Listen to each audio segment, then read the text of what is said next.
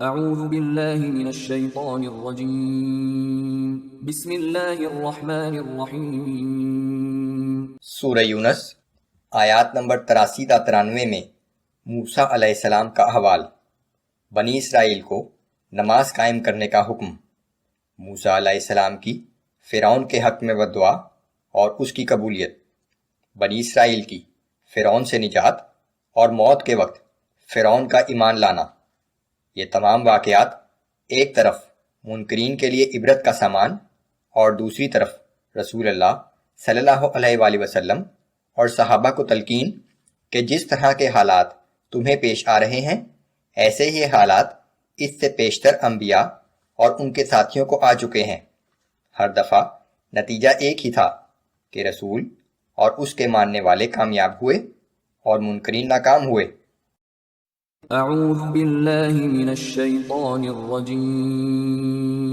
فما آمن لموسى إلا ذرية من قومه على خوف من فرعون وملئهم أن يفتنهم۔ پھر اس کے بعد موسیٰ علیہ السلام پر اس کی قوم کے چند نوجوانوں کے سوا کوئی بھی ایمان نہ لایا، وہ بھی ڈرتے تھے کہ فرعون اور اس کے سردار انہیں کسی مصیبت میں نہ ڈال دیں۔ وَإِنَّ فِرْعَوْنَ لَعَالٍ فِي الْأَرْضِ وَإِنَّهُ لَمِنَ الْمُسْرِفِينَ۔ اور واقعہ یہ ہے کہ فرعون ملک میں بڑا غلبہ رکھتا تھا اور بے شک وہ حد سے بڑھ جانے والوں میں سے تھا۔ وَقَالَ مُوسَى يَا قَوْمِ إِن كُنتُمْ آمَنتُم بِاللَّهِ فَعَلَيْهِ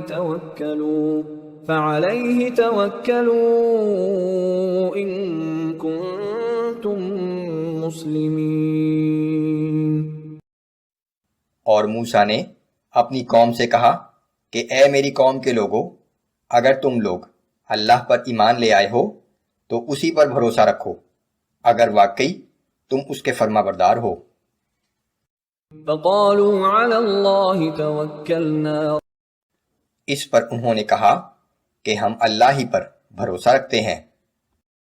رَبَّنَا لَا تَجْعَلْنَا فِتْنَةً لِلْقَوْمِ الظَّالِمِينَ وَنَجِّنَا بِرَحْمَتِكَ مِنَ الْقَوْمِ الْكَافِرِينَ۔ اور دعا کی کہ اے ہمارے رب، ہمیں اس ظالم قوم کا تختہ مشق نہ بنا اور اپنی رحمت سے ہمیں اس کافر قوم سے نجات عطا فرما۔ وَأَوْحَيْنَا إِلَى مُوسَى وَأَخِيهِ أَن تَبَوَّآ لِقَوْمِكُمَا بِمِصْرَ بُيُوتًا وَاجْعَلُوا بُيُوتَكُمْ قِبْلَةً وَأَقِيمُوا الصَّلَاةَ وَبَشِّرِ الْمُؤْمِنِينَ۔ اور ہم نے موسیٰ علیہ السلام اور اس کے بھائی ہارون علیہ السلام کی طرف وحی بھیجی کہ مصر میں اپنی قوم کی عبادت کے لیے کچھ مکانات مقرر کر لو اور اپنے گھر کو قبلہ بنا کر نماز قائم کرو اور ایمان والوں کو خوشخبری سنا دو۔ وَقَالَ مُوسَى رَبَّنَا إِنَّكَ آتَيْتَ فِرْعَوْنَ وَمَلَأَهُ زِينَةً وَأَمْوَالًا فِي الْحَيَاةِ الدُّنْيَا رَبَّنَا لِيُضِلُّوا عَن سَبِيلِكَ۔ اور موسیٰ علیہ السلام نے کہا کہ اے ہمارے رب، بے شک تو نے فرعون اور اس کے سرداروں کو اس دنیا کی زندگی میں بہت سا اسباب زینت اور مال و دولت دے رکھا ہے، کیا تو نے انہیں یہ سب کچھ اس لیے دیا ہے کہ یہ لوگوں کو تیرے راستے سے گمراہ کریں؟ رَبَّنَا اطْمِسْ عَلَىٰ أَمْوَالِهِمْ وَاشْدُدْ عَلَىٰ قُلُوبِهِمْ فَلَا يُؤْمِنُوا حَتَّىٰ يَرَوُا الْعَذَابَ الْأَلِيمَ۔ اے ہمارے رب، بس اب ان کے مال و دولت اور ساز و سامان کو برباد کر دے اور ان کے دلوں کو اور زیادہ سخت کر دے کہ اب وہ کسی طرح ایمان نہ لائیں یہاں تک کہ دردناک عذاب اپنی آنکھوں سے دیکھ لیں۔ قال قد أجيبت دعوتكما فاستقيما ولا تتبعان سبيل الذين لا يعلمون۔ اللہ نے فرمایا کہ تم دونوں کی دعا قبول کر لی گئی، سو اب تم دونوں اپنے حال پر ثابت قدم رہنا اور ان لوگوں کے طریقے کی پیروی نہ کرنا جو علم نہیں رکھتے۔ وجاوزنا ببني إسرائيل البحر فأتبعهم فرعون وجنوده بغيا وعدوا، اور ہم نے بنی اسرائیل کو سمندر کے پار گزار دیا، پھر فرعون اور اس کے لشکر نے ظلم و زیادتی کے ارادے سے ان کا تعاقب کیا، حتى إذا أدركه الغرق قال آمنت أنه لا إله إلا الذي آمنت به بنو إسرائيل وأنا من المسلمين۔ یہاں تک کہ جب وہ ڈوبنے لگا تو کہنے لگا کہ اب مجھے یقین آ گیا کہ جس معبود پر بنی اسرائیل ایمان لائے ہیں اس کے سوا کوئی اور معبود نہیں، اور اب میں بھی فرما برداروں میں شامل ہوتا ہوں۔ الآن وقد عصيت قبل وكنت من المفسدين۔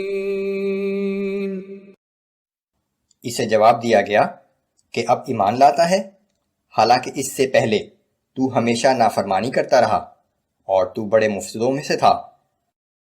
فَالْيَوْمَ نُنَجِّيكَ بِبَدَنِكَ لِتَكُونَ لِمَنْ خَلْفَكَ آیَةً، بس آج ہم تیری لاش کو بچا لیں گے تاکہ تو اپنے بعد آنے والوں کے لیے عبرت آموز نشانی بن جائے۔ وَإِنَّ كَثِيرًا مِّنَ النَّاسِ عَنْ آيَاتِنَا لَغَافِلُونَ، اور حقیقت یہ ہے کہ اکثر لوگ ہماری نشانیوں سے غفلت ہی برتتے ہیں۔ وَلَقَدْ بَوَّأْنَا بَنِي إِسْرَائِيلَ مُبَوَّأَ صِدْقٍ وَرَزَقْنَاهُم مِّنَ الطَّيِّبَاتِ، اور بلا شبہ ہم نے بنی اسرائیل کو رہنے کے لیے بہت اچھا ٹھکانہ دیا اور انہیں پاکیزہ چیزوں کا رزق عطا کیا کہ فلسطین میں آباد کر دیا۔ فَمَا اخْتَلَفُوا حَتَّى جَاءَهُمُ الْعِلْمُ، پھر انہوں نے باہم اس وقت اختلاف کیا جب کہ ان کے پاس صحیح بات کا علم آ چکا تھا۔